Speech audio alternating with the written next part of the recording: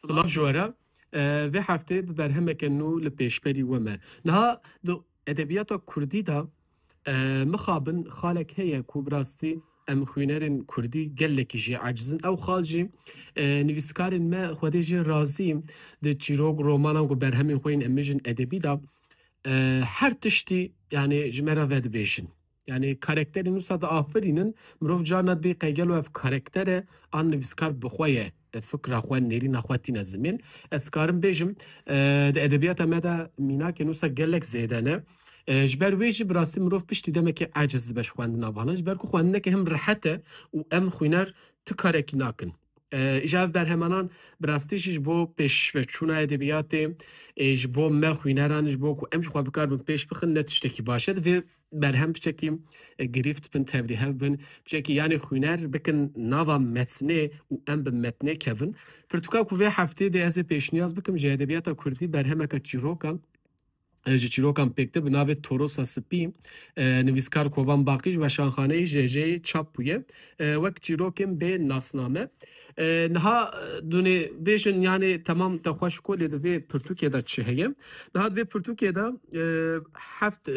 çîrok henin û ev çîrokanan bi rastî ji aliyê şêwazê ve yani şêwaza wan ji hev cuda ye yani ne wek çîrokên dinanin wekî min got yên nivîskar hin henin wek em bêjin ji rêzê heman şêwazê şablonê bi kar tîne û dixwaze behsa çîrokan bike wê demê çênabe lê di Torosa Spî da bi rastî gelek cara mirov tê nagihê yani ka karakter çi ji me re dibêje carna karakter û yên dibêjin yên din meriv tevlî hev dike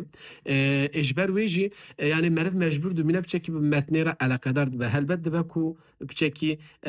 meriv serî da jî aciz be bêje gelo de ev ji kêrî tiştekî nayê lê newsaye bi rastî çîrokên Kovan Baqî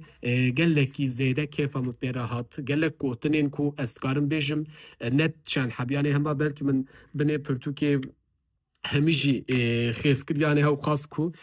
bi rastî kêfa me bi gotina hat yani her gotinek hema her peyvek belkî tîpek jî yani mîna ku nivîskar bi saetan bi rojan belkî bi heftan salan li ser xebitiye yani ev berhemeka bi qalîte xwe derdixe holê wekî din ez dikarim bêjim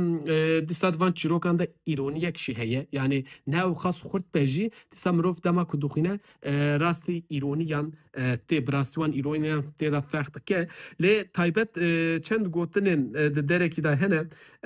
ez dixwazim wan bixwînim ji çîrokekê di wê çîrokê de derbas dibe yani gelekî zêde bala min kişandiye ez carna behsa çîrokan vê berhemê bikim ji her kesî re jî dixwazim van gotinan taybet ku min binê wan xêz kiriye ez bi were jî parve bikim niha li vir di çîrokê de dibêje dinya ket hundir rê sola min cî ji nigê min re nema min ezman ji xwe dikir sol cî ji Rebbê alemê re nema yani ez pêxwasê ewilim Rebbê alemê jî bêcî û bêwarê ewil e yani bi rastî jî di Torosa Spî de yek ji wan gotinên ku herî bi ezamet û mezin ev gotinanan bûn yani meriv bikaribe xwedê ji ezman beyne yani li vir şekî nêrînekî dînî dayînin aliyekî xelet neyê fêm kirin yani bîne bike nava sola xwe sola xwe de ji cî nedîye bi amin tekane rêya ku em dikarin vê bikin ev jî edebiyatê miheqeq yani ango teqes carna de peyva miheqeqê bêjin ma miheqeq çi teqes bêje çîrokên Torosa Spî bixwînin li gel silavan